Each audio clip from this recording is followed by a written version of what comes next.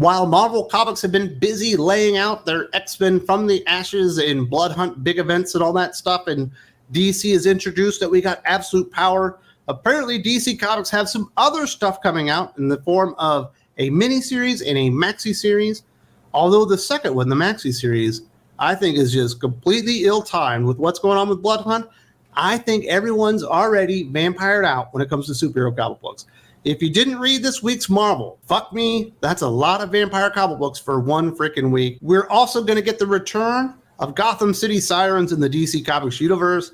Now, this is kind of a cool series, or at least has been in the past. This will not be cool because if you could think about the worst person at DC Comics to put on a book like this besides Megan Fitzmartin and maybe besides Jadzia Axelrod, that's who DC Comics chose for this one. I don't understand why Leah Williams keeps getting work.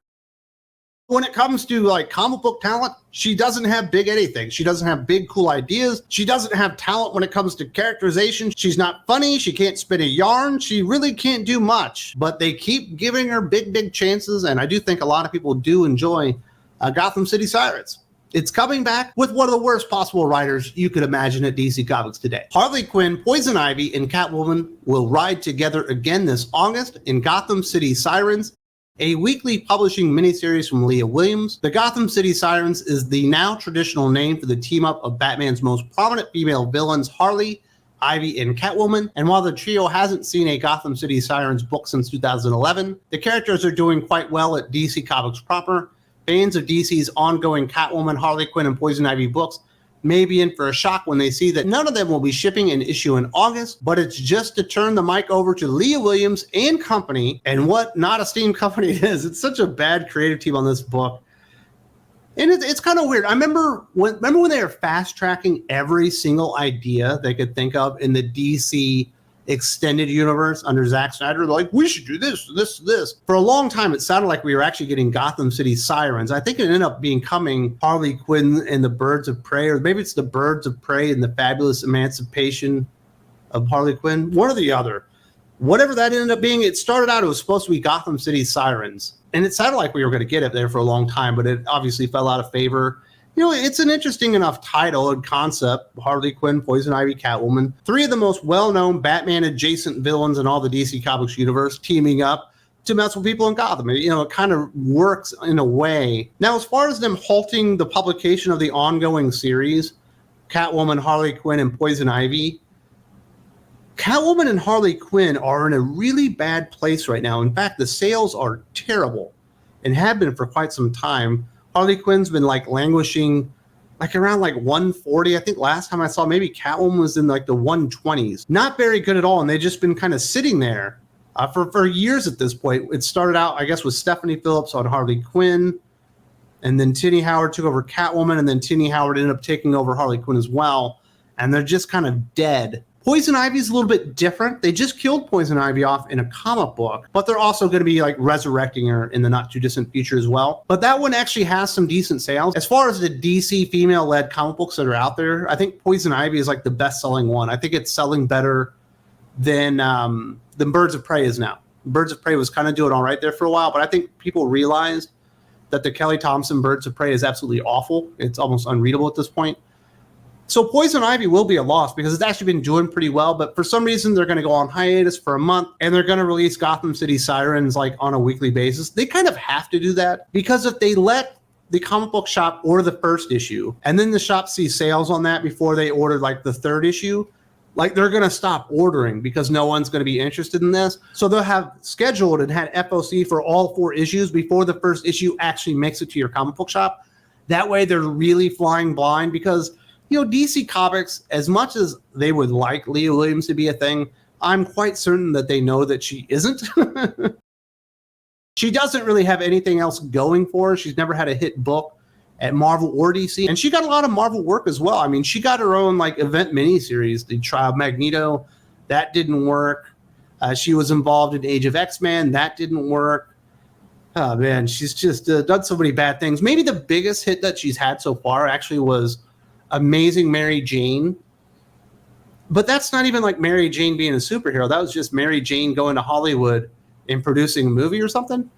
And there was some Mysterio and stuff in there, but, it kind of made sense because it wasn't really a superhero comic book, so it was right in your wheelhouse, and now you got to ruin superheroes again.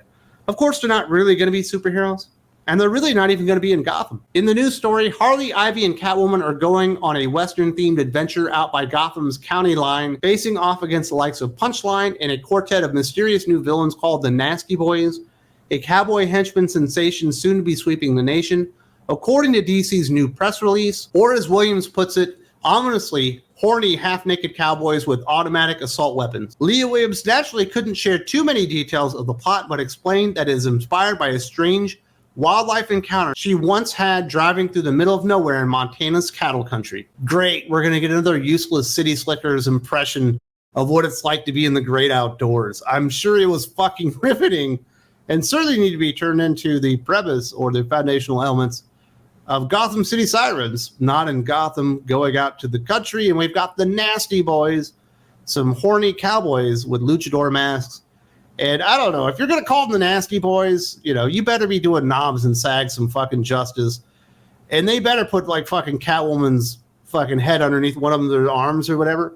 Remember the Nasty Boys in WCW and then WWF? I think they were like Hulk Hogan's buddies or whatever, but I don't know. This doesn't seem very good. It seems very Leah Williams. Everything she writes is exceptionally juvenile, poorly paced, terrible dialogue. Basically, everyone is the same character. If you're a big fan of the way Harley Quinn plays off of like a Catwoman, you will not get that here. You're just going to hear Leah Williams playing off of Leah Williams. Like every character loses their agency and their personality and their history and all their motivations and everything about them the minute Leah Williams writes a comic book.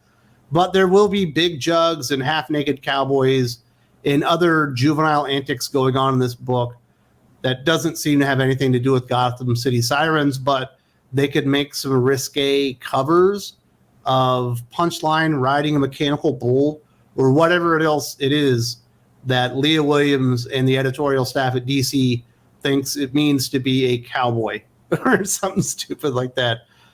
Oh, it's going to be bad. I don't understand, like, what made DC think that grabbing all of Marvel Comics leftovers, their failed leftovers, was a good idea? They just went over and scooped up Tini Howard, Matthew Rosenberg, fucking Leah Williams, G. Willow Wilson. G. Willow Wilson at least kind of worked out, but they got Kelly Thompson. She's not at Marvel anymore. And they just keep grabbing all the fucking failures out of Marvel Comics. They've only grabbed a couple of people that had anything good and brought them over. Maybe Chip Zdarsky. And Phil Kennedy Johnson had done some work at Marvel prior, but he started out at DC. I think he was in Scott Snyder's first whatever mentor group that he had where he discovered Mags Asagio. Thanks a lot, Scott. Where were you on that one, dipshit? What the fuck were you thinking? But this is what DC Comics is. It's not a series publisher anymore. They're just trying to give people chances and watching them fail on all their fucking characters.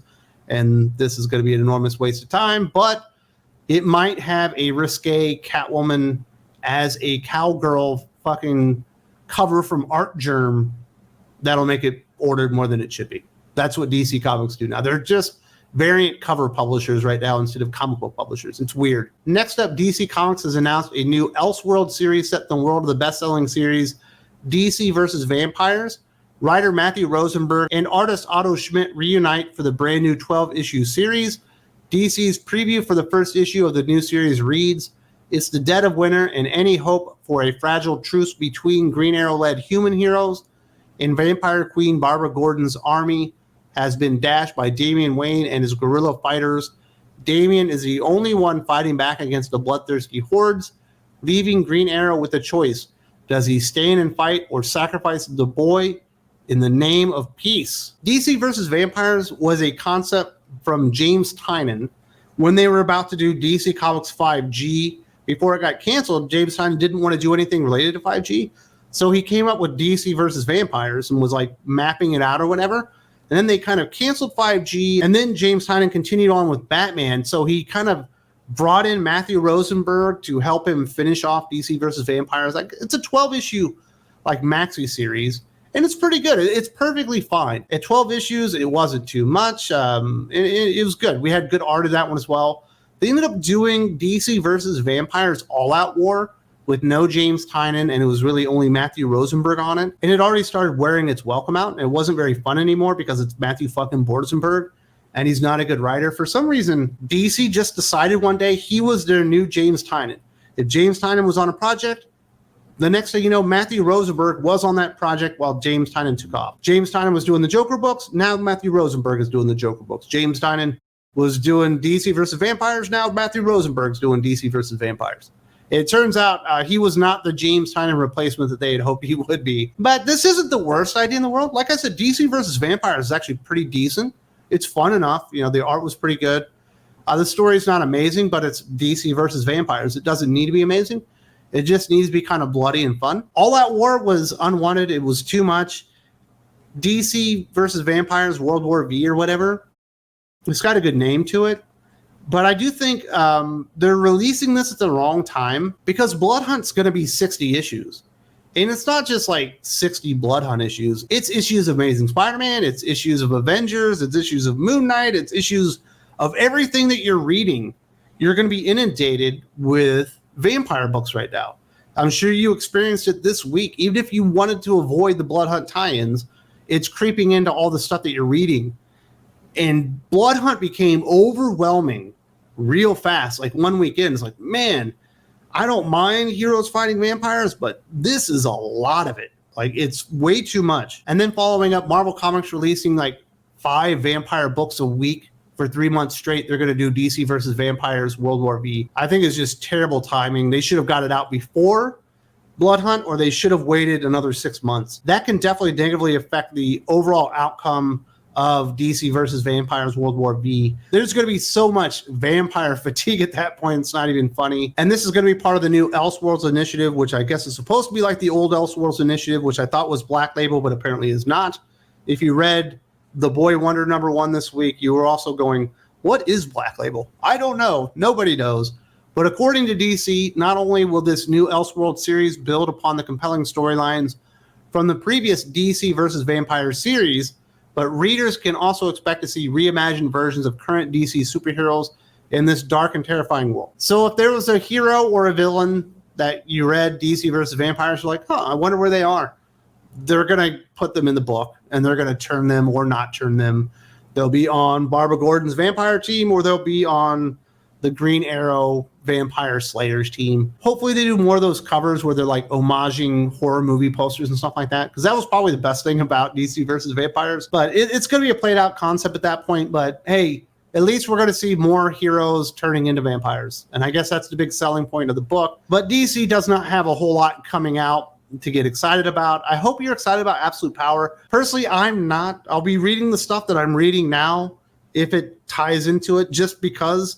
But otherwise, I'm not going to go out of my way to read anything Absolute Power related, including the main book. So I'll probably be having to check this stuff out just to have something to read, because Absolute Power is also going to be like 40 or 50 issues or something crazy over a 3-month time frame. So it could be even slimmer pickings at DC Comics here in a few months, which is really mind-blowing, because if you've been reading DC Comics, it is already the slimmest pickings possible. And now we're getting Gotham City Sirens, not in Gotham City, and World War V, DC versus Vampires. If you would like more information about comic books and you would like to support the channel, you like what we're doing here, delivering the news, great opinions, fun live streams, and all that kind of stuff, if you go over to Think Critical Patreon, we have a ton of podcasts. Depending on how much you would like to support us there, depends on how many podcasts you get available to you. But we got tons of fun stuff there. Definitely check out what we've got going on there. There's a link in the video description to the Patreon as well.